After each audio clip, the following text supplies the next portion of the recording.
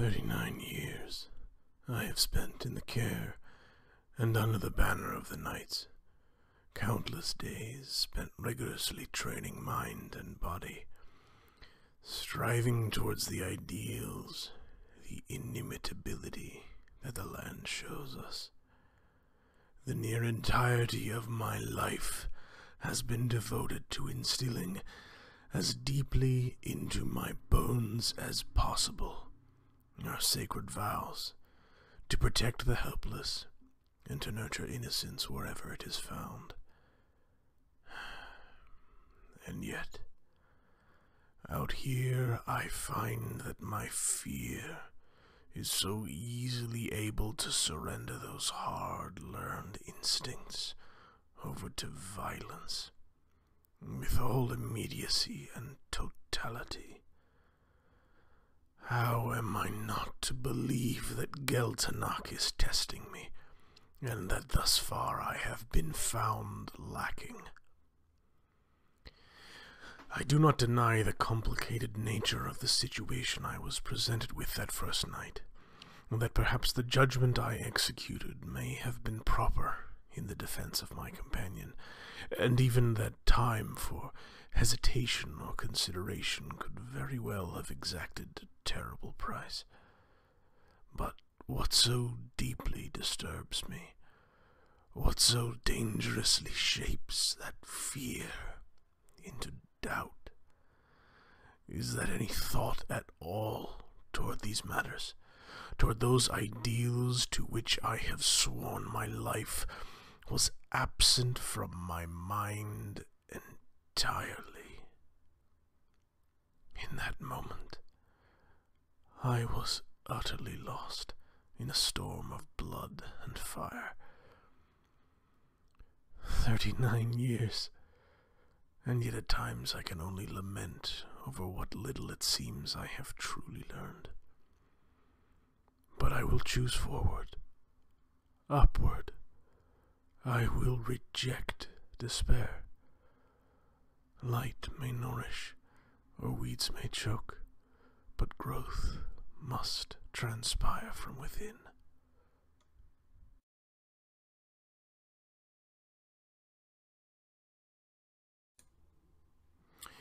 Hello, welcome back to From the Tabletop, the TTRPG broadcast from the League of Extraordinarily Gamers. I am the Wraith, and I'm back here by myself again for episode 2, very exciting, of this fun little solo project that I'm doing in a system called Ironsworn. I hope you enjoyed the little theme music I put in the title, not the title screen, whatever, the starting soon screen. I've been working on it for a while, and I'm excited to share it. If you missed it, like Hawkeye did apparently, you can, this will be up, I'll put this up on YouTube later, and you'll be able to go back and listen to it. It's pretty cool. You should definitely check it out. So anyway, so here we are back with our friend Rimolyrek, the Barbalash Knight of the Holy Ground. Well, maybe you should do something about that. I don't know how any of this works.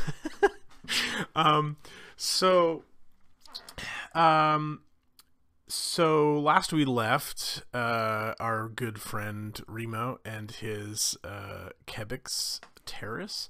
They had been attacked in the night by some Gelwalkers and ambushed, and things were stuff happened. The journey has been difficult.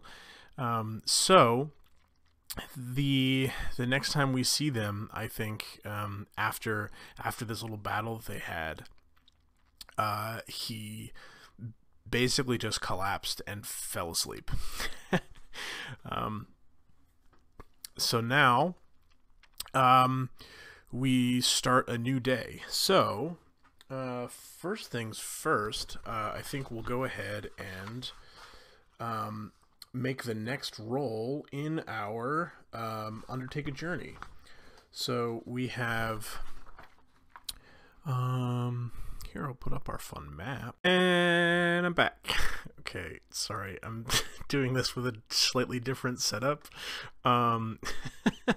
So that just crashed on me. I apologize. Let's try this again. Map. Hey, okay. So here's the this right here is where Tovon was. This is where he set out from. I think by this point, a day in. Oh no, I'm making it smaller. That's not what I want to do. I want to move it. Maybe a day in, where, you know, somewhere around here or something. And he's traveling to a village called Yellowstand, which is somewhere. I don't know. I haven't really decided where it is yet. We'll sort of find out.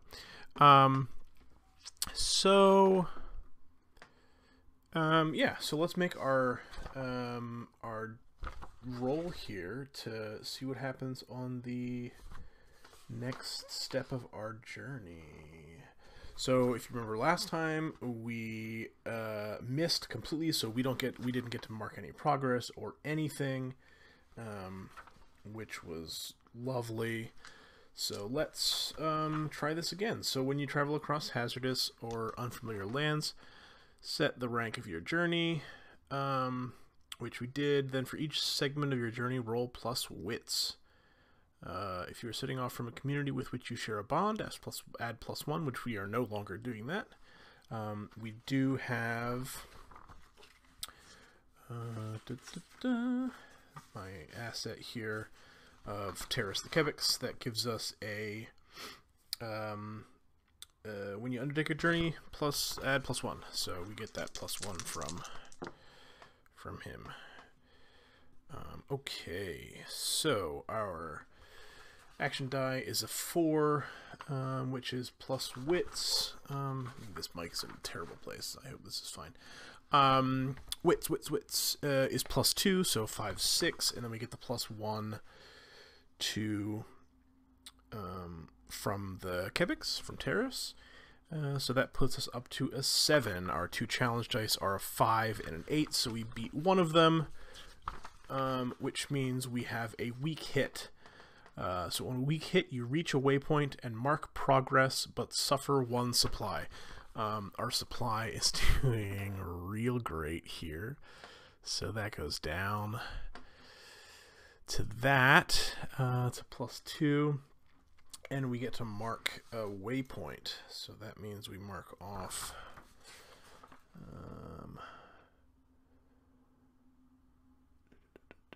Yeah, so I believe that just marks off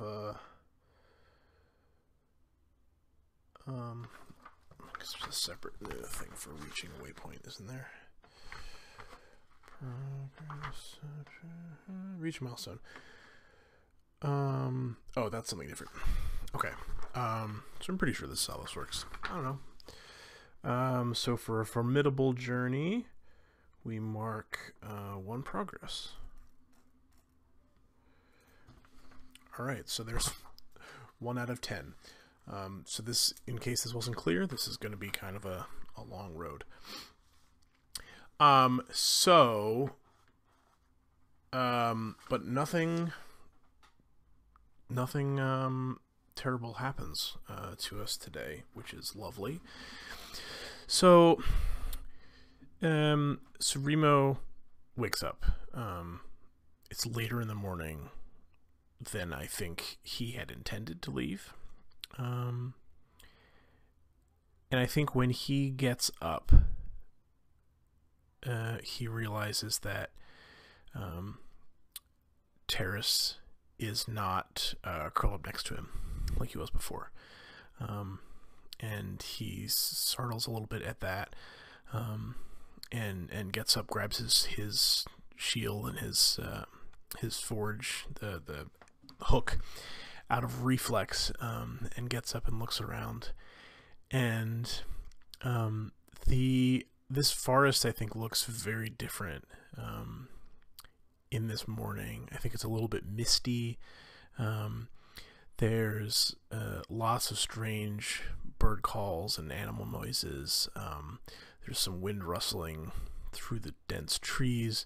So there's a fair bit of sound going on, some light streaming through. Like we said, sort of he was in this little clearing that he had made this camp.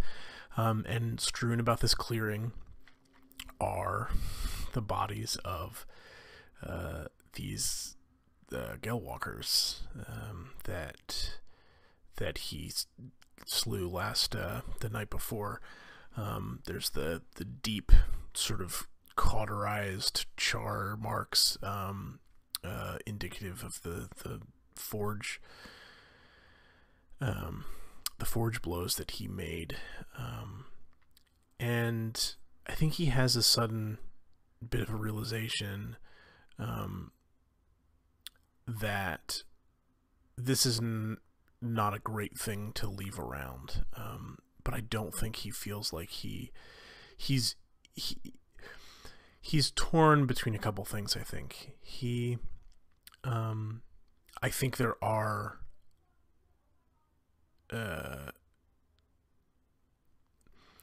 thoughts of regret, and now that he's on the other side of this sort of haze of battle that he was in, he has this regret that he feels that he acted apart from the vows that he made as a knight, and all this, and that he acted too quickly, as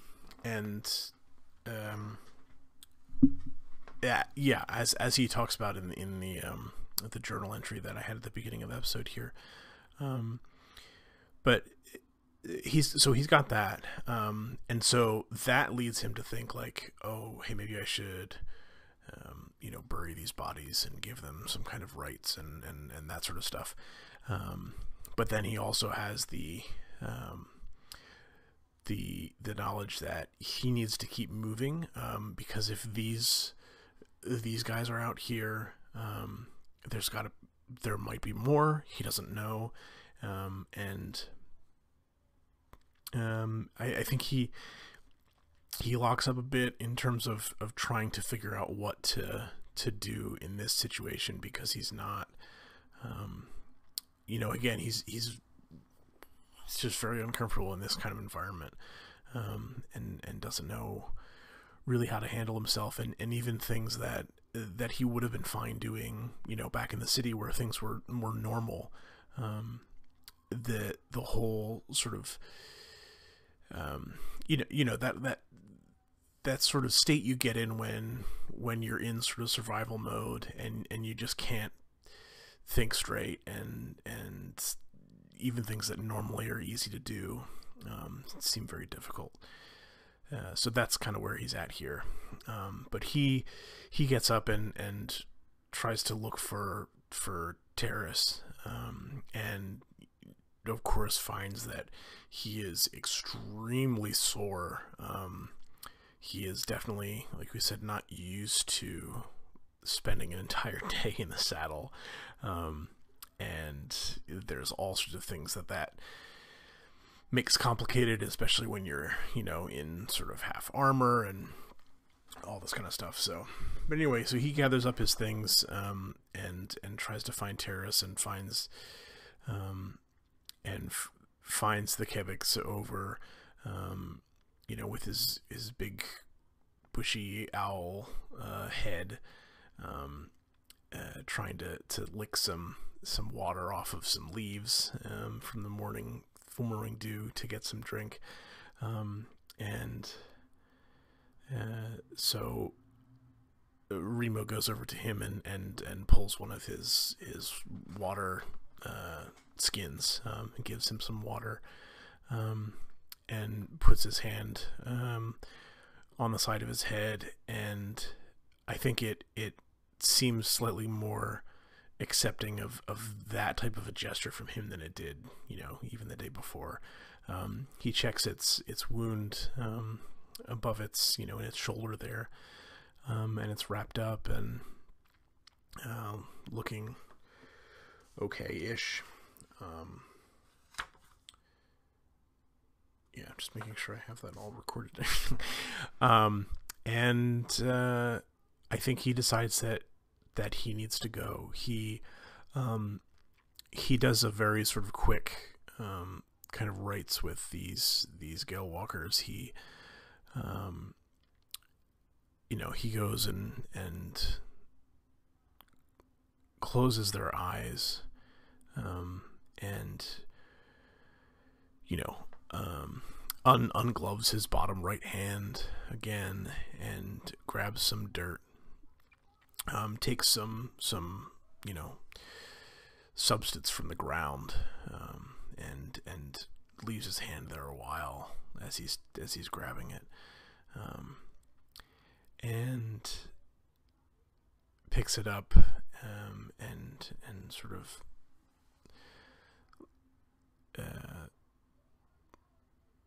sprinkles it across the top of them, and sends some kind of ritual, something or other, something about being returning to the holiness of the ground or something. And does that sort of more hastily than he would like, and goes on. He gathers up what little as he can of his stuff. I think he'd maybe try to see if he can find anything from the Gale Walkers, but a bunch of his supplies were sort of torn up, and his supplies are in not a great shape. It's been reduced a bunch, but he decides that he's going to go on, and he's going to let Terrace walk with him rather than ride on him for the wound. And I think at first Terrace is a little bit sort of makes some sort of gestures of confusion at that, and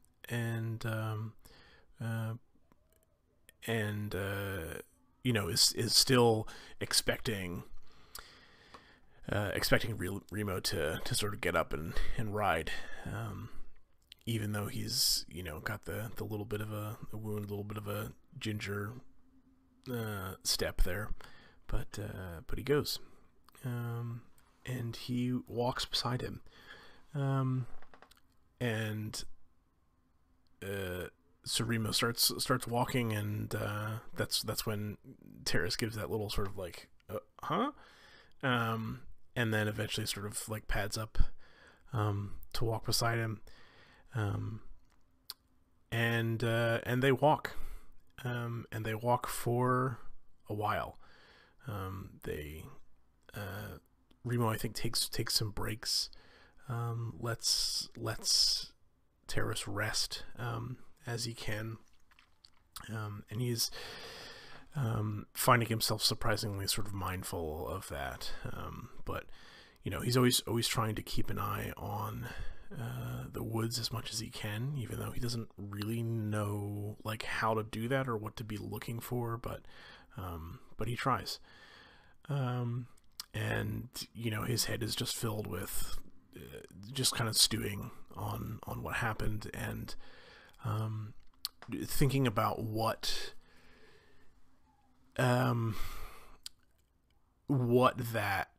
that sun emblem that was painted on them, what that could be, what that could mean, as he had never sort of seen anything like that before and is unfamiliar with it.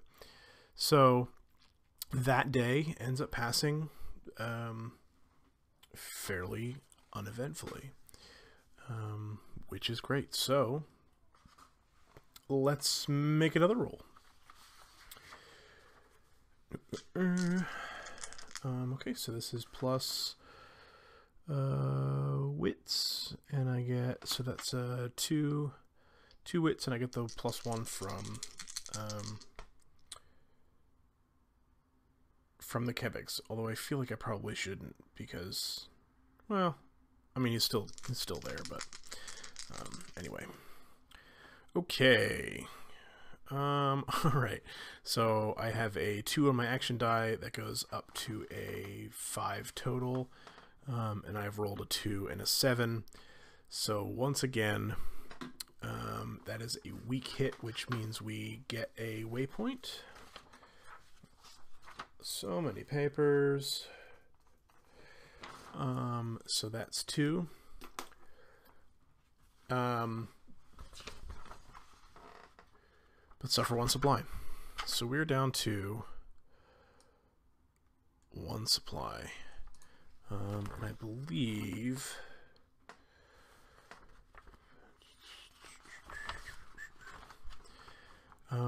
when your supply is exhausted.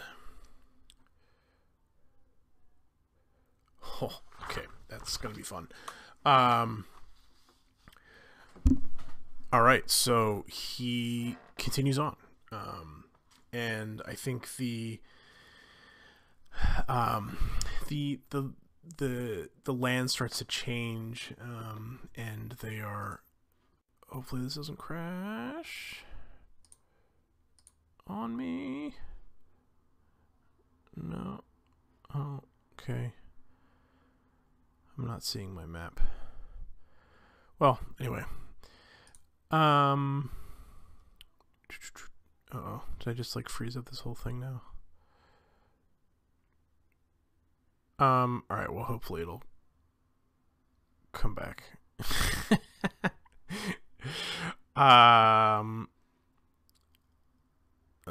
Let me try and, so this is, yeah. Alright, well, I'm just gonna keep talking. It looks like my mic is still going, so maybe the video and stuff will catch up. But the land changes more quickly, I think, than you'd normally expect. There's lots of different features to the land, and as he continues on here, he's more or less past the bits of roads and relatively, you know, traveled paths. So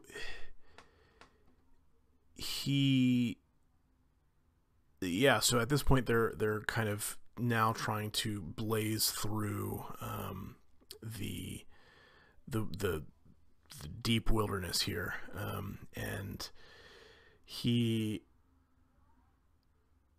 is, you know, they're going slowly, still because of the Terrace's wound, and it's, you know, they're making slower progress than they would have hoped, or than he would have hoped, and that's leading them to use up more of these supplies. So let's keep charging on here. Alright, I think we finally catch a break. So 5 is my action die, which goes up to 8, and my challenge is a 2 and a 3, which is lovely. So on a strong hit, you reach a waypoint. If the waypoint is unknown to you, envision it. Ask the Oracle and found sure, then choose 1. You make good use of your resources, mark progress. You move at speed, mark progress, and take plus momentum, but suffer -1 supply. Okay, so maybe I was doing this wrong. Each segment.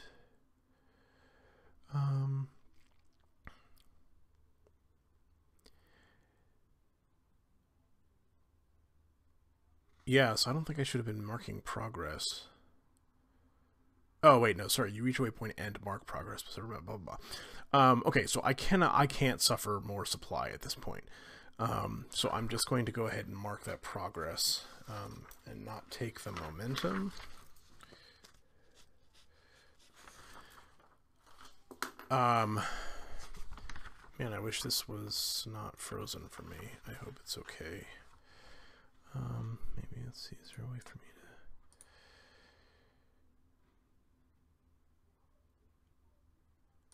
to check? Let me see. I'm just going to log on to this real quick.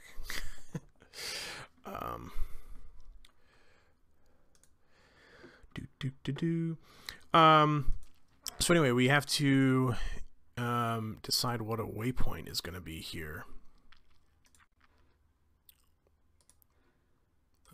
Sorry if this is making sound. I don't know how any of this works.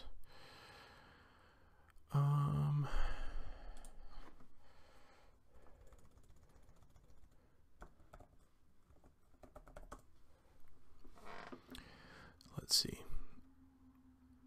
I'm just checking this to see if I am indeed frozen or not, or if this is even working at all. It says I'm live.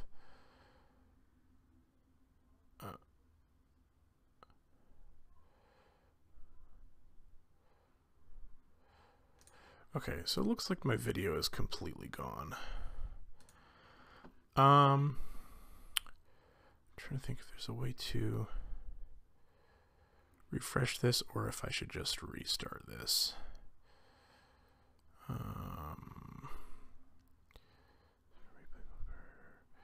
I'm just gonna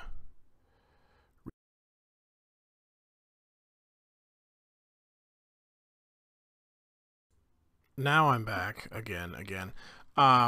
Yeah, sorry, this is what I get for trying to do this on a slightly inferior machine here. And by slightly I mean a lot. Anyway, okay, so we're going to envision our waypoint. I wonder what they mean exactly by a waypoint. Let me see. This is probably gonna crash everything all over again. Trying to do too much on this computer. And sworn.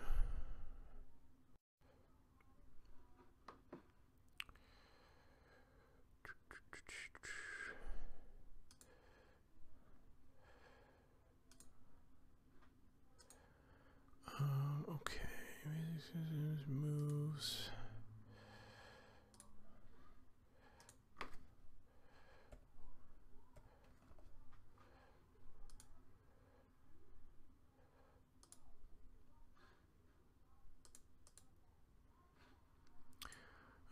Let's see, let's talk about waypoints.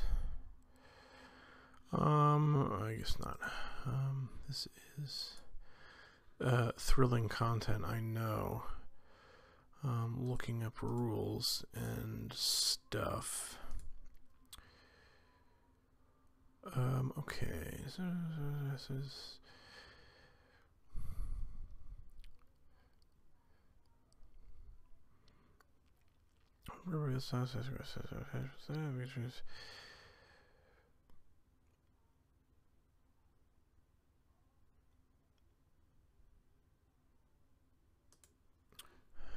waypoints. If you secure a strong or weak hit on this move, reach your waypoint. A waypoint is a feature of the landscape, a settlement, or a point of interest. Depending on the information you have or whether you have traveled this area before, a specific waypoint may be known to you. If it isn't, envision what you find. If you need inspiration, ask the Oracle. When you find random tables for a waypoint,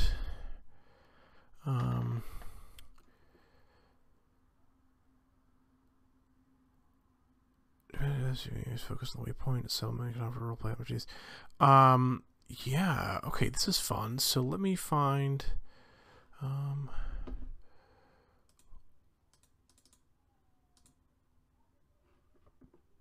that's not what I want. One.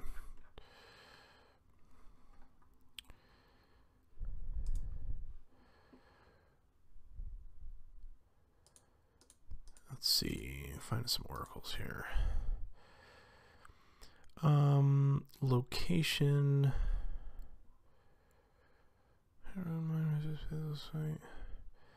Is this what I want? I guess this is kind of what I want, right?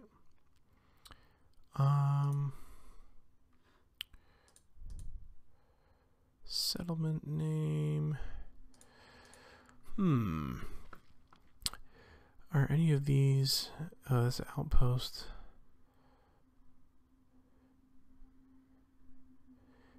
Okay, I mean, yeah, let's roll this and see, you know, see what there is here. That's 82, which is a coast. All right. I'm not going to go over my map. I'm going to go out here. Okay, so I don't think that I'm going to roll this again because that doesn't necessarily really work. We're just going to find something a little better here. See what we got. This is 22, which is a cave. Ooh, that's fun and exciting. Okay, so, I think we're, this is my, I'm probably not gonna, let's see, how well will this work? Probably not at all, right? Oh, it's very out of focus. So rather than trying to switch over to the map and crash my computer, here is Tovon. We're going to use this very out of focus map. There's the river that goes through here. I think he was sort of following along these mountains. So I think he's getting close to the foot of these mountains, and finds the mouth of a cave on this waypoint. And at this point, they're dangerously close to being out of supplies, and I think he is going to see if he can find something out about this. Let's see. Is there a move for his adventure moves? Resupply. Face danger.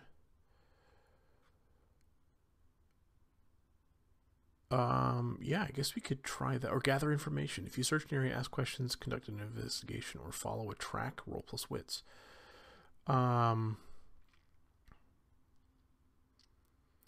Yeah, why don't we gather some information and search this area, this cave.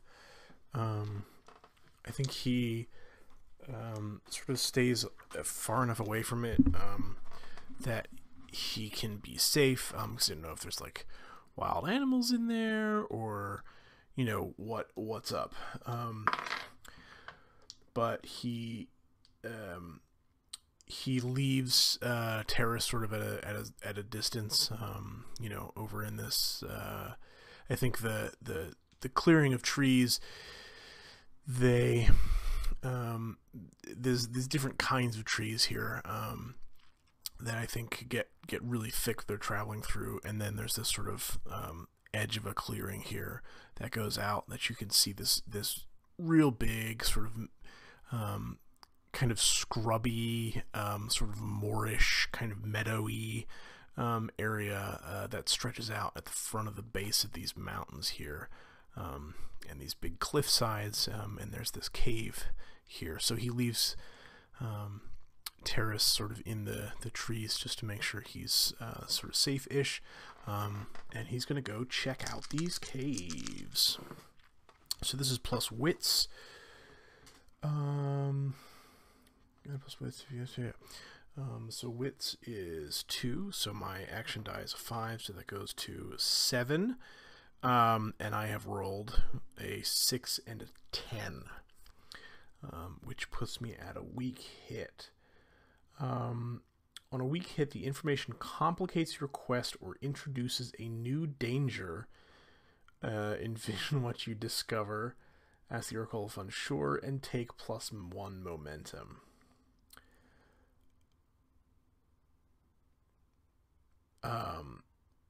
Cool. So I get 1 momentum, which is nice. We like momentum.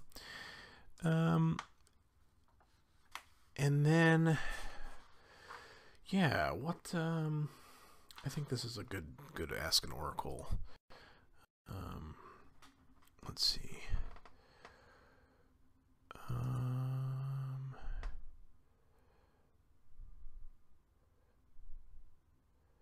I guess I could try the, action.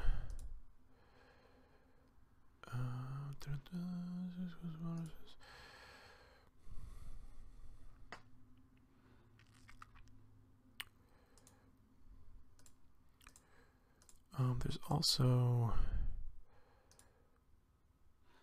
location descriptor. Settlement name, settlement trouble. Yeah, that's not settlement stuff. All right, let's just try this and see what we get here. So that is 80, which is change 62. Why can't I read numbers? Change family. Change family.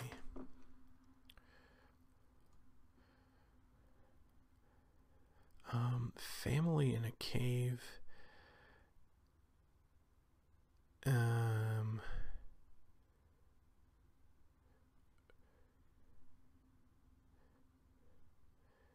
See this, let's see. I think I'm going to shift this one. One of the things they say that you could do, or they suggest to do, is like check on either side of the one you rolled to see if there's anything you like better. And this one says defend is 81. Defend family. Which, you know, we could go and say, oh, there's like a pack of wild animals that's in there that's like defending their family. But I feel like that's kind of boring.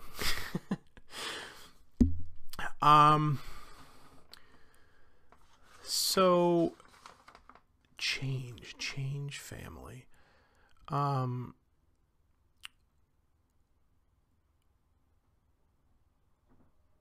I mean, there's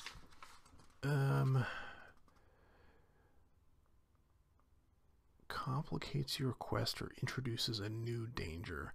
I mean, introduces a new danger. There's I guess that makes a fair bit of sense. So he's certainly no wild person. So he's not the kind of the kind of person that's gonna be able to like look at tracks and oh yeah, I know what this is and how many there are and that kind of stuff. So he finds this cave and he's sort of carefully poking around it, and I think there are obvious enough sort of tracks and things that he's able to he's able to see that there's things in there, and it's relatively recent, and as he gets closer to the mouth of the cave, I think there is a some manner of noise that is threatening, so that he's understanding that he's been seen by whatever these creatures are, and that he is unwelcome. So there's this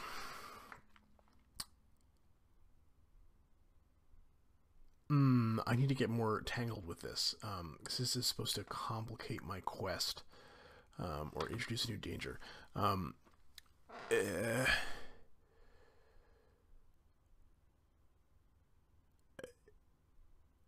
Yeah, so what happens is to make this more complicated, I think he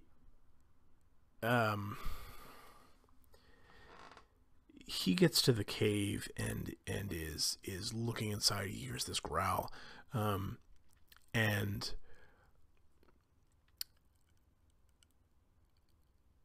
I think what happens is he hears noise over from the edge of the tree line, sort of where he left Terrace, and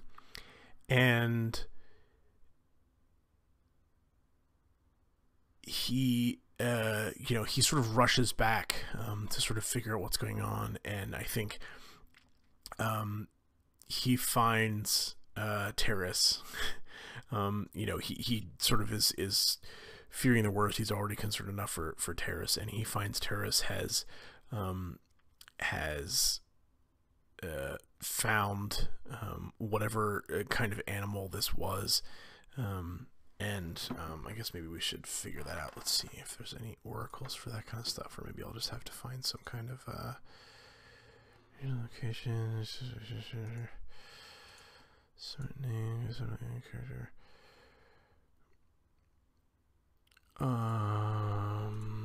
No, I don't think there is.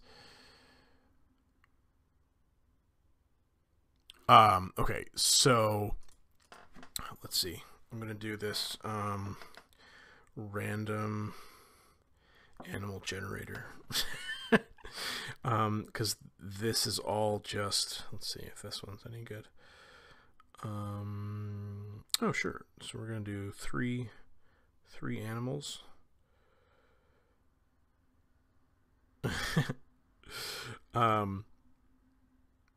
Okay, all right. So the three animals that this RAM generator made was a golden lion, tamarin, a barracuda, and a koala. I'm just gonna write this down so I can see it all.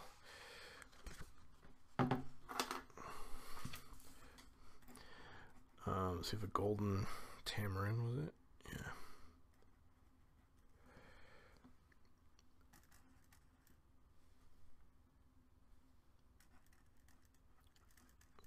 And a koala.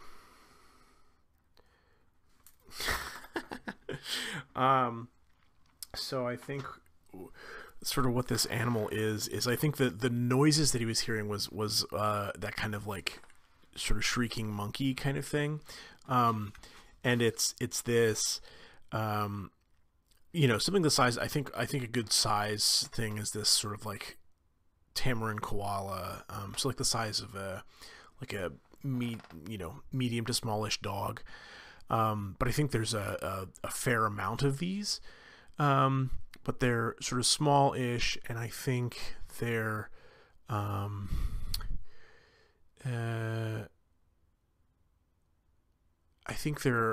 they're scaly, so like the fish, and they have pretty sharp teeth. But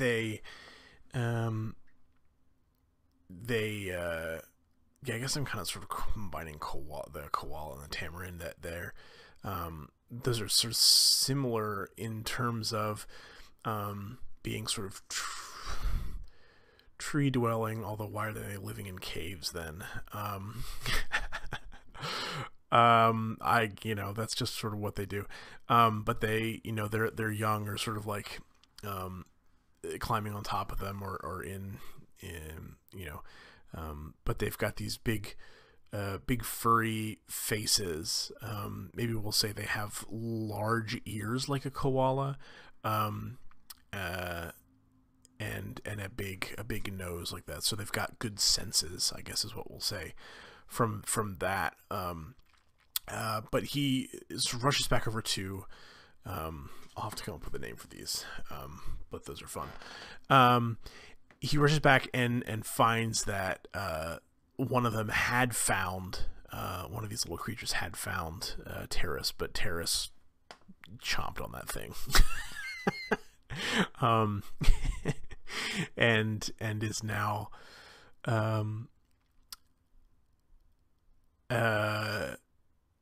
is now has a snack.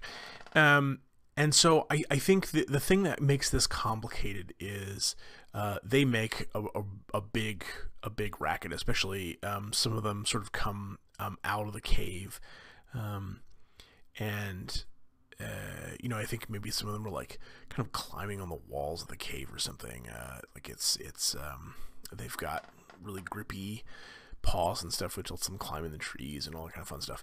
But they this kind of swarm of them comes out of this cave and starts making a quite a racket, and there's some birds, birds that go flying up, and then I think what makes things complicated is that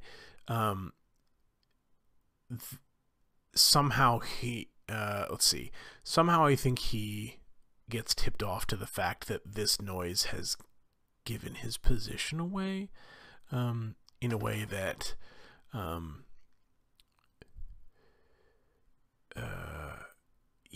I think from further up in the mountain, at the noise of these creatures, I think it's this sort of like yippy, screechy, kind of weird little noise. And so I think he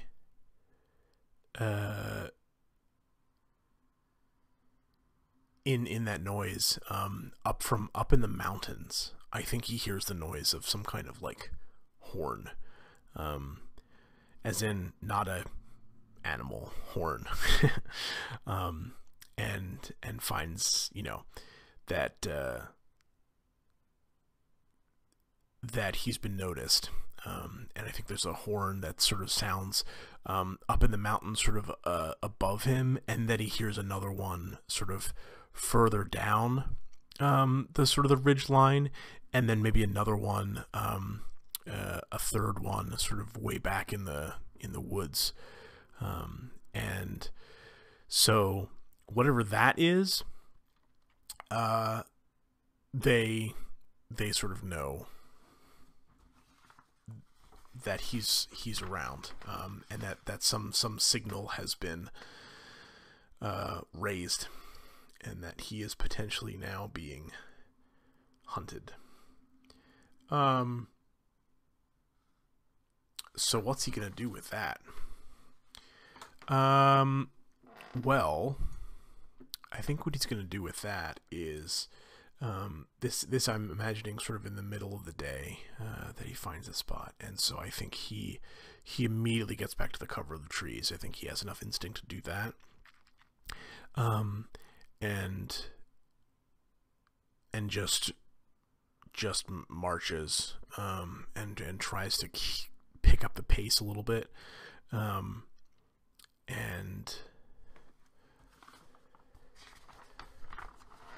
yeah, actually, you know what I think is more interesting here?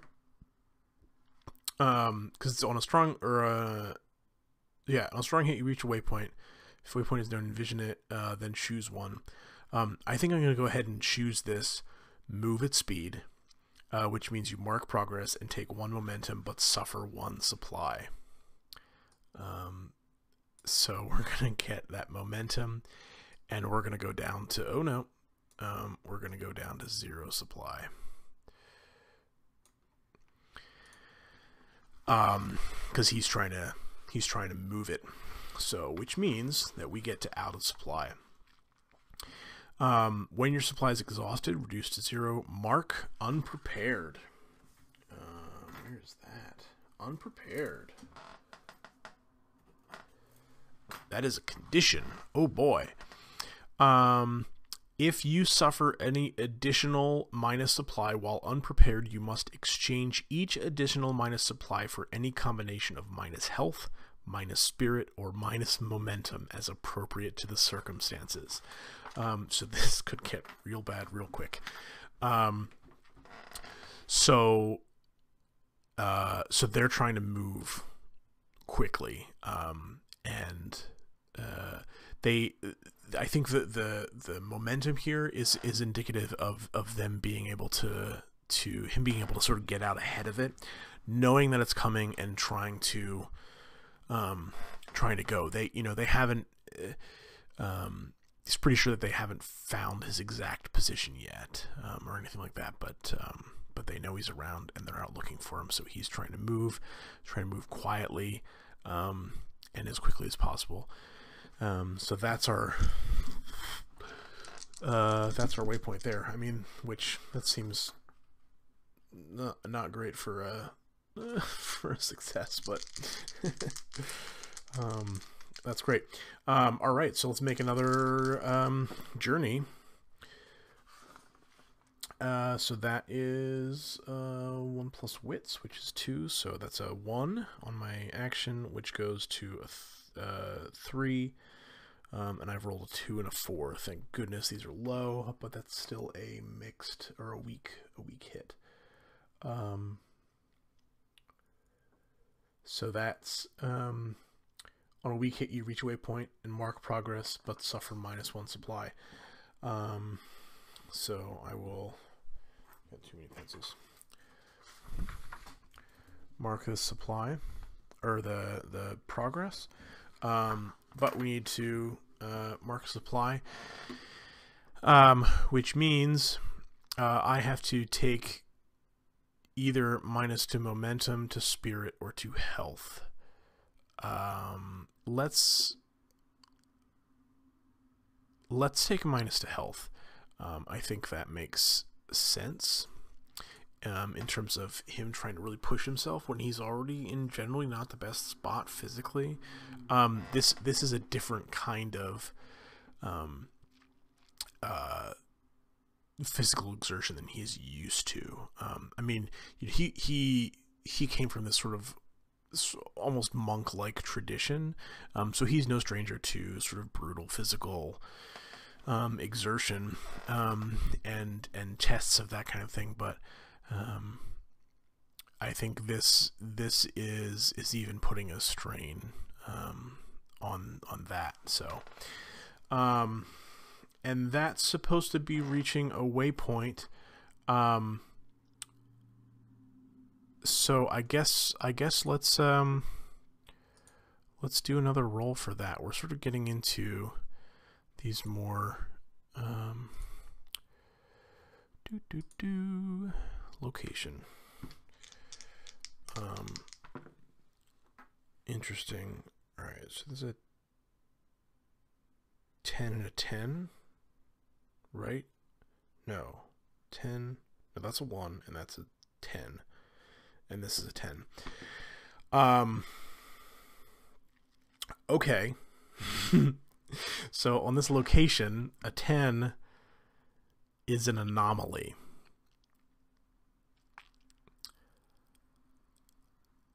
And it's also a double, so I think it should be extra weird.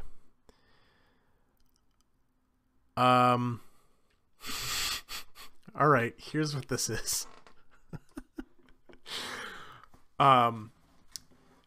He's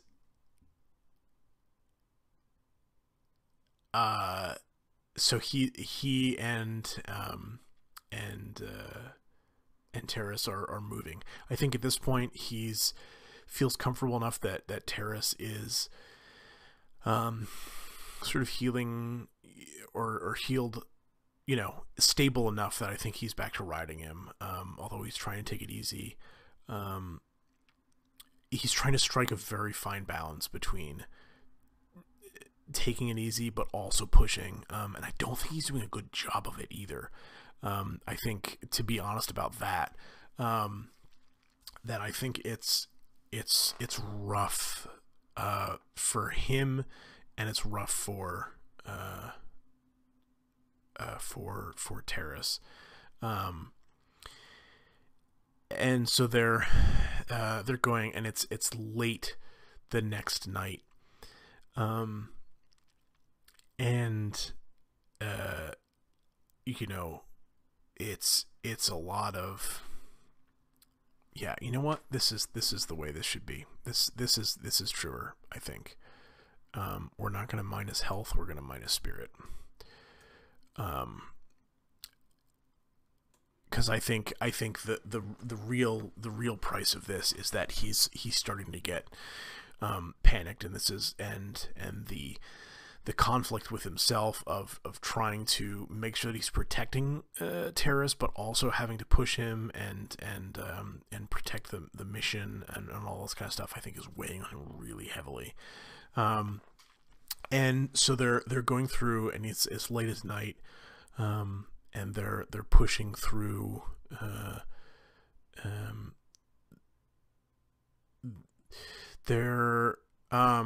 Let's get an oracle for a region or location descriptor. Yeah, let's do that. Sure. It's a 35.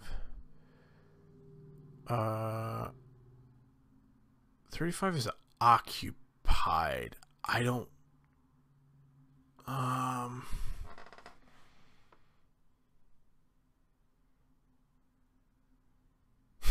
Okay. All right. So, yeah, let's roll this all together.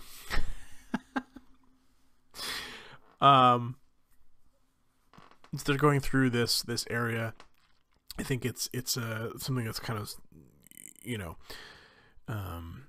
he's trying to keep in some amount of cover, but also in a way that he's able to move relatively quickly. And in late in the night that he's traveling, he hears this noise that is this low kind of crunching rumble, and it starts to get louder, and it starts to get big enough that it's rumbling the ground. And what do you even do in a situation like that? I think he tries to find somewhere to hide. I don't know, is there a move for that?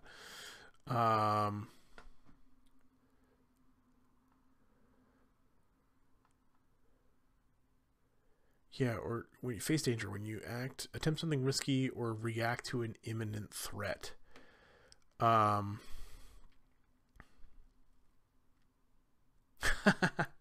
Yeah, I mean, to be fair, I think this is what he's doing. He's reacting to an imminent threat with deception, stealth, or trickery, which is rolling plus shadow, which he is not good at. So he's going to try and sort of find a hiding spot. Oh, Lord. And that is a miss. That is a fail. You fail, or your progress is undermined by a dramatic and costly turn of events. Pay the price.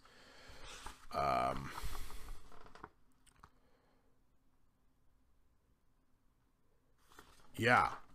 Okay. So, here's what happens. We're going to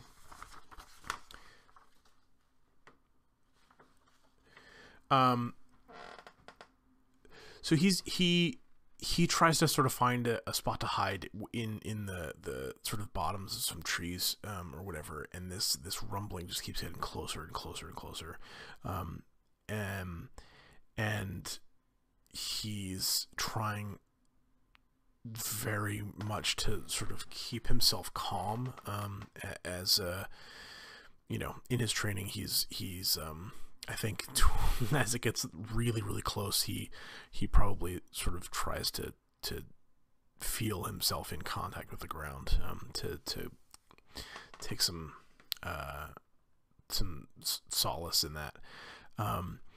And as it gets closer and closer, eventually the trees around him begin to crack. And he gets caught in these trees as they get just pulled up from the ground, and gets sort of like tossed around in this. So he's going to endure harm as part of that fail there. When you face physical damage, suffer minus health equal to your foe's rank or is appropriate to the situation.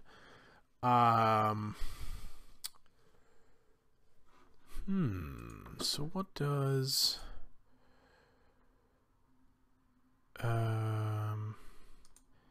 damage? No. I need like a damage chart. I know they have these in some other games. Harm. Here we go. Attack by minor foe, painful injury or retiring effect. An attack by a skilled foe or deadly creature. A nasty injury, a serious injury, a grievous injury, or a horrific injury. I'm gonna say this is formidable. This is a serious injury. Okay. I'll be nice to him for once. We'll do dangerous. That he's not a really like a reflexy. He's not a really reflexy guy though. But he's a strong dude. He's a strong boy. So we're gonna go dangerous. We're gonna do 2 harm. Doop doop. As he gets just like kind of churned up in this tree. And then roll plus health or plus iron. His iron is 3, his health is 3, so it's both the same, so this will be a plus 3. That's a 6, 7, 8, 9, and I've got a 4 and a 3, so that is a strong hit. On a strong hit, choose one. Shake it off. If your health is greater than 0, suffer -1 momentum in exchange for 1 health, or embrace the pain and take +1 momentum. I think he's going to embrace that pain. We need some momentum here. So he gets churned up, and as he gets sort of like passed and spit out by this, he realizes what was causing all this is something very large. And I think that the easiest way that he is able to understand what this is it's like a Toberon, but a lot smaller. So normally, Toberon are like county sized or something. This is like a Toberon, so this just large creature, this sort of made of earth and stone and wood and plant life and all that kind of stuff. But this one is the size of like a decently sized hill or something, and instead of a mountain or a county. And after he gets sort of churned up and spit out by this sort of tangle of trees and everything, he's able to sort of get a view on this thing and see that indeed there are buildings on top of the back of this thing, and in the space that this is allowed, it's hard to see. It's dark at nighttime, but I think there's lights. There would be lights up there, and he can hear the sounds of voices shouting, and it sounds pleasant. So we're going to do a couple oracle rolls here to sort of figure out what this thing kind of looks like. Where's our nice...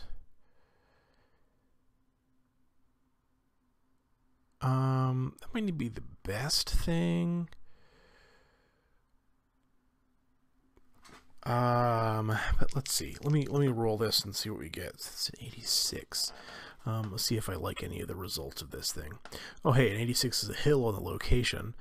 And 86 is peaceful on a location descriptor.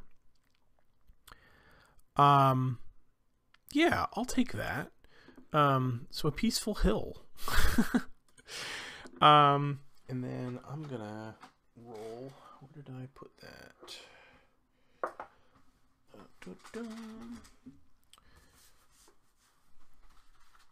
Here. This is my race oracle to figure out what kind of creature this is. That is a 63, 57 to 78. This is a Barbalash.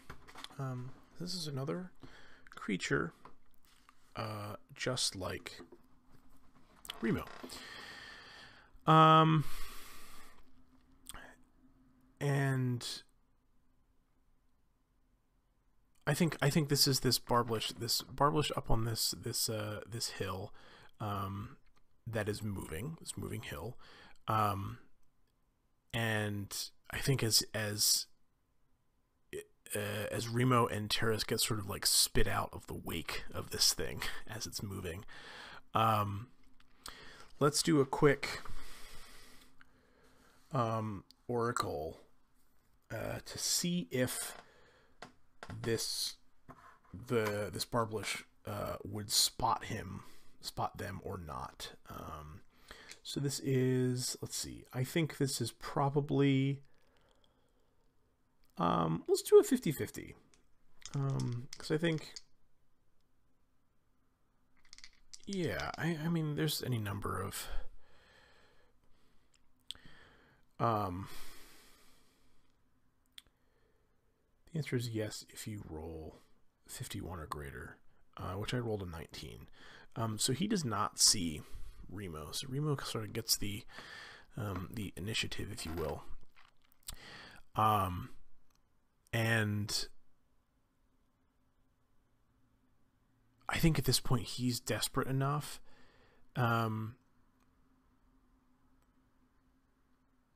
And, you know, he's out of supplies. He's low on spirit. He's now low on health. And he's being tracked. I think he calls out to this. He hears the voice of Barbalash. It's hard to tell exactly, but I think he's going to take the chance.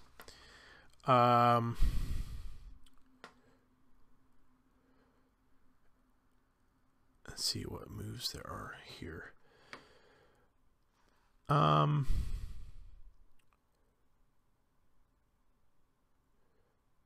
you attempt to persuade someone to do something, envision your approach and roll. If you charm, pacify, barter, or convince. Yeah, I think that sounds like what he's doing. He calls out, with as big of a voice as he can muster. What does he even say to that? He just shouts out, "Greetings! Are you friend? I am in great need. Would you... could you offer help?" And so he is trying to charm, pacify, barter, or convince, I think. He's not threatening. He's not swindling. So this is rolling plus heart, which he's pretty good at. Let's find out. Oh, no.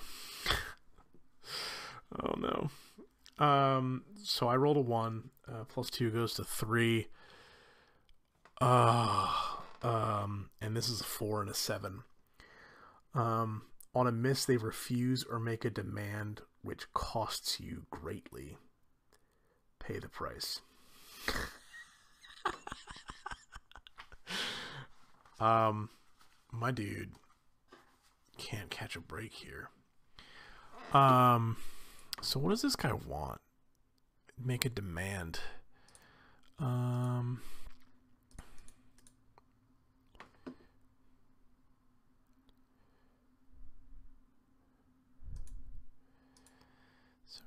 Character goal. A character goal. Do I want a character goal? Oh, these are all like a lot. This is very extra. I mean, I guess let's roll a character goal for this dude and see. Oh, a character roll and a character. Yeah, let's do a roll. Or do we? I mean, should we figure out what's kind of going on with him? Yeah, let's wait on this. Kind of figure out what his deal is first. So what is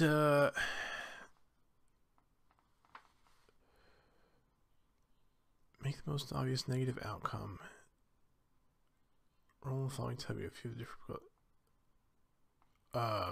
Yeah, let's do that. Let's roll on that. This is the pay the price table. So that's a 60. It is harmful.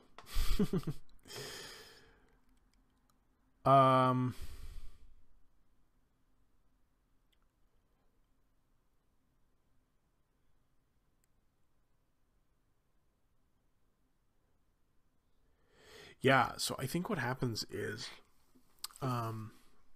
this Barbalash up on this hill with his little houses or whatever,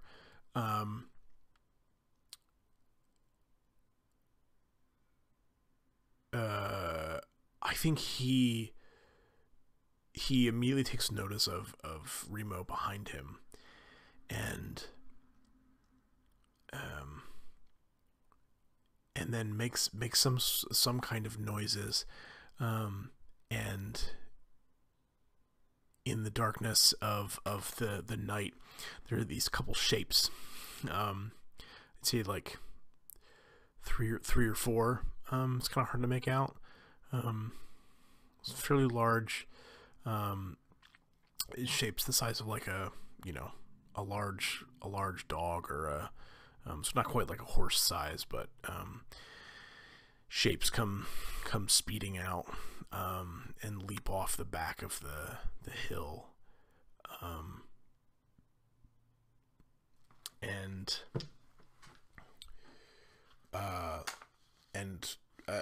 attack him. I mean, I think that's how this has to go. So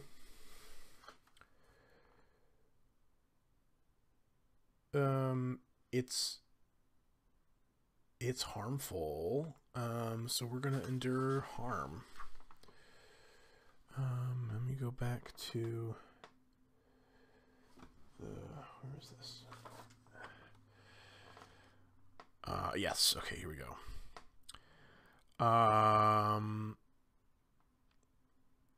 We're gonna do this as dangerous, because these are sort of troublesome enemies, but a group of them, so they're gonna be dangerous and inflicting 2 harm.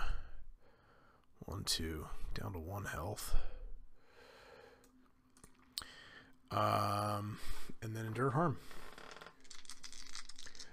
So my iron is definitely higher than my health right now, so it's a +3.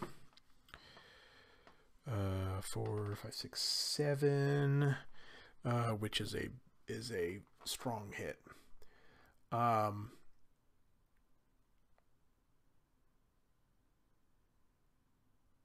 Health is greater than 0, suffer -1 momentum.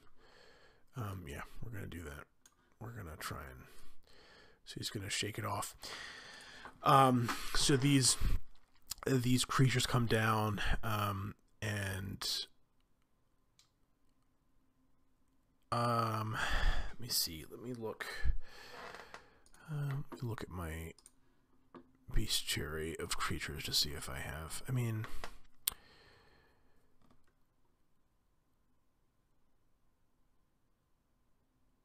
yeah, I think these are going to be Tilburish. So Tilburish are powerful cat-like creatures with hard plate features on the top of its head and face that run into sections of like spots of plates along its back and spine, spreading to cover much of its hindquarters. Hair on its belly is especially its chest is quite long. In the coat on its front quarters and face, there are varieties of unique patterns that can glow with bioluminescent light. So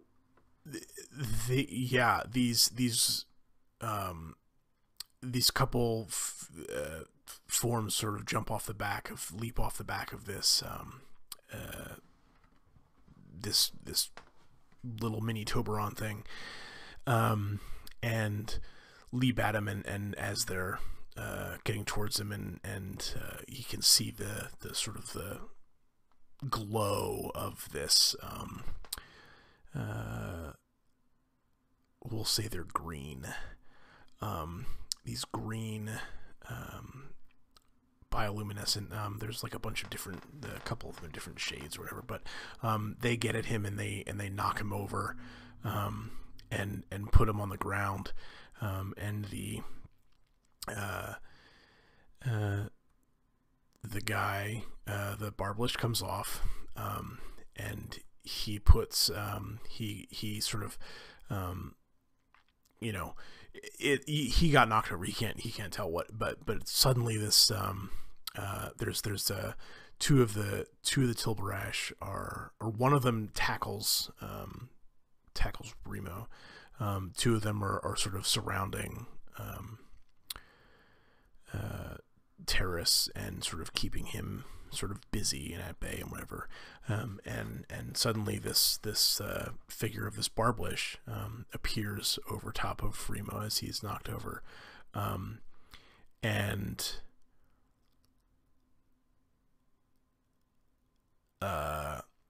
pulls out a weapon. I think it's a big yeah, I think it's a big axe. We'll say that. He's got an axe and puts it right up against his throat, which is a familiar feeling out in the wilds at this point. And I think he puts the axe to his throat, and he's got this growly voice, and he goes, You're trespassing. If you know what's good for you, you'll come with me. I'll have any weapons on you, and I'll have you calm your creature. And Remo looks back up at him and says, Please, I mean you no harm. I am beaten. I yield. And he sort of puts his hands up or whatever, and the Barbalash sees the big hilt, his hook, like hanging on his chest, which is usually where they would have them, and he grabs that, and pulls him up, and sort of heaves him up on this sort of little kind of rope lift on the what seems to be the back of this small Toberon as it's continuing to move. Ties his arms, which the knots are very tight and whatnot, and has this guy here, and Remo is captured, and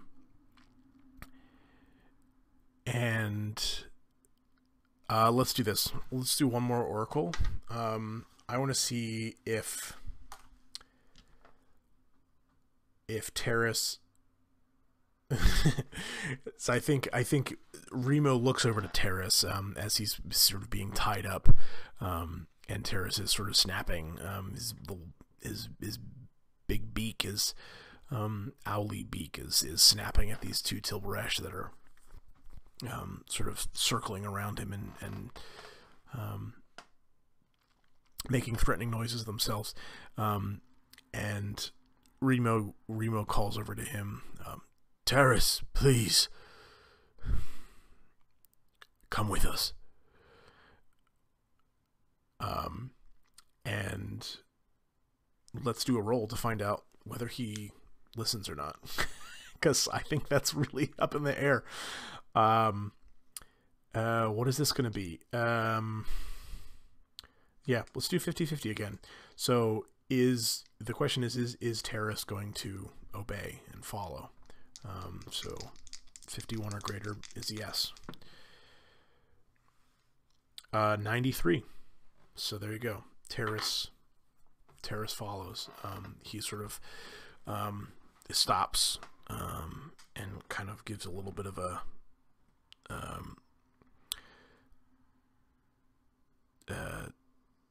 I don't know. I guess some sort of like differential motion wherever that he's sort of stopping, and makes a little bit of a, I don't know. I gotta figure out what kind of noise these things make. I think it's sort of like bird-like, and makes a small sort of like kind of sad, I don't know, maybe like a cooing hoot, because there's like dogs. There's a lot of dog in what is it, plural? Kevin, I think is what I said. And so I think it's somewhere across between like a that sort of dog noise and like a hoot, or a coo or something like that. So that's sort of the noise that Terrace makes and then follows along. And I think that's where we'll leave it. Sorry for all the technical difficulties. I hope this was still fun. I had fun. This is going in very interesting directions. We'll see where we end up. But if you missed the fun music at the beginning, we'll play it here in the outro as well. So this has been Knights of Holy Ground, and I'll see you next time.